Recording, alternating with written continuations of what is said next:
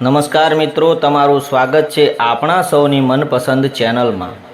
મિત્રો, મારું નામ સૂરજ છે અને હું ધોરણ 11માં અભ્યાસ પતાવી ભણવાનું બંધ કરી દીધું હતું, કેમ કે ઘરમાં બહુ તકલીફ હતી। પપ્પા ગામમાં ખેતી કરતા હતા અને મમ્મી ઘરનું કામકાજ કરતી હતી, એટલે મેં નક્કી કર્યું કે હવે હું કમાવા જઈશ। પછી મેં મારી મામીને વાત કરી તો તે તૈયાર થયા અને તે કહેવા લાગ્યા, સૂરજ, તારા મમ્મી પપ્પા તને મારી સાથે સુરત મોકલશે? અને હા, મારા મમ્મીને કે ઘરે પૈસે ટકે બહુ તકલીફ છે અને હું મારા પપ્પાને થોડી મદદ કરવા માંગુ છું। મામી બોલી ઉઠ્યા કે ઠીક છે, હું તને સુરત લઈ જઈશ, તૈયાર છું, તું તારા મમ્મી પપ્પાને વાત કરી લેજે।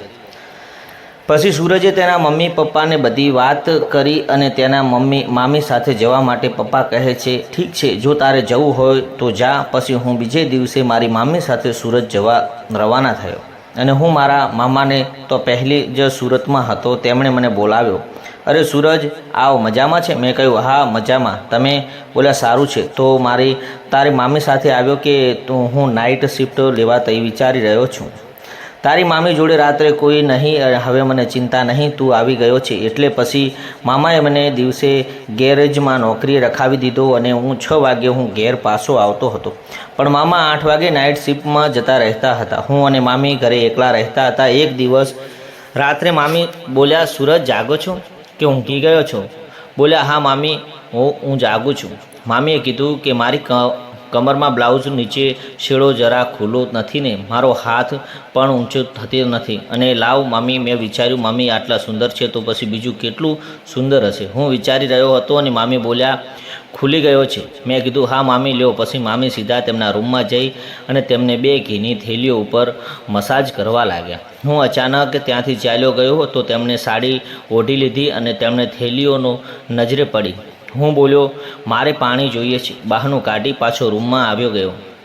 મને રાતભર નીંદર ના આવીને તેમના વિચારમાં સવાર થતાં ગેરેજમાં જતો રહ્યો અને સાંજે પાછો આવ્યો। મામીએ કહ્યું, જમી લે સૂરજ। હું તેને જોઈ રહ્યો હતો, પછી જમી લીધું। પછી મામીએ તેના રૂમમાં ગીતો સાંભળવા હતા, એટલે હું ત્યાં ગયો અને કહ્યું, મામી, કોની યાદમાં આટલા દર્દભર્યા ગીતો સાંભળવા પડે છે? ત્યારે મામી હસી પડ્યા અને કહ્યું, કાંઈ નહીં સૂરજ, તું એ બધું બોલ્યો તો વગર મેં વિચારે, નાના મામી, કાંઈ વાત નથી, તે બસ તમારી કસમ, મારું છોડો, તમારે કોઈ છોકરા સાથે અફેર છે? મારા મામી, મારે નથી, એવું મને ક્યાં કોઈ મળે છે?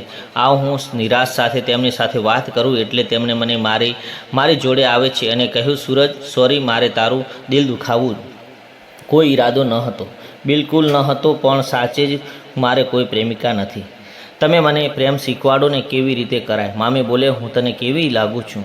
મામી, તમે તો ચાંદના ટુકડા જેવા લાગો છો। તો તારા ભાઈ મામાને મારો શોખ પૂરો નથી કરતા, હું નિરાશ છું। તો મામી, આજથી તમારી ચિંતા લઈ સમજો। મામી બોલ્યા, હું સમજી નહીં। મામાની જગ્યાએ હું તમને મજા આપું તો કેવું રહેશે? ના બાપા, એ તો ખોટું કહેવાય। એમાં હું મામીને પણ માંડ અને મામીને સમજાવ્યા અને તમે ચિંતા ના કરો, આવી રમત આપણે ક્યાં રોજ રમીશું, કોક દિવસ રમવાની છે। પછી તે બોલ્યા, તારા મામા સવારે આવે ત્યાં સુધી મેદાનમાં રમી પાછો આવી જજે, નહીતર? હા મામી, હવે સમજ્યા। પછી તો હું મામીને 2-4 કલાક સુધી મામીને શાંતિથી બેસવા ન દીધા, અલગ અલગ કસરતો કરાવી અને તેનો આનંદ કરાવ્યો, અને એ મેદાનમાં જોરદાર મજા આવી હતી। મામી પણ મેદાનમાં આવી અને મારી સાથે આનંદ લેતા હતા, પણ આનંદમાં એક દિવસ સવાર થઈ ગઈ અને મારા મામા કામ ઉપરથી ઘરે આવી જાય છે।